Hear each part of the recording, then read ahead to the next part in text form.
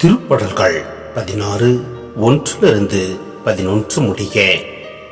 இறைவா, என்னை காத்தருளும். உம்மிடம் நான் அடைக்கலம் புகுந்துள்ளேன்.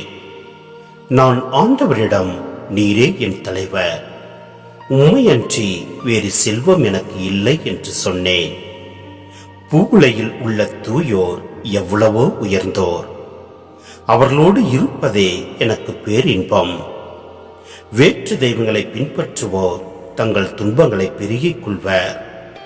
அவற்றுக்கு செலுத்தப்படும் இரத்த பலிகளில் நான் கலந்து கொள்ளேன். அவற்றின் பெயரை கூட நாவினால் உச்சரியேன். ஆண்டவர்தாமே என் உரிமை சொத்து, அவரே என் கிண்ணம், எனக்குரிய பங்கை காப்பவரும் அவரே. இனிமையான நிலங்கள் எனக்கு பாகமாக கிடைத்தன. உண்மையாகவே என் உரிமை சொத்து வளமானதே. எனக்கு அறிவுரை வழங்கும் ஆண்டவரை போற்றுகின்றேன். இரவில் கூட என் மனச்சான்று என்னை எச்சரிக்கின்றது. ஆண்டவரை எப்போதும் என் கண்முன் வைத்துள்ளேன். அவர் என் வலப்பக்கம் உள்ளார், எனவே நான் அசைவுறேன்.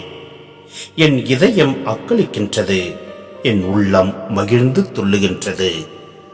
என் உடலும் பாதுகாப்பில் நிலைத்திருக்கும், ஏனெனில் என்னை பாதாளத்திடம் ஒப்புவிக்க மாட்டீர். உம் அன்பனை படுகொடியை காண விடமாட்டீர்.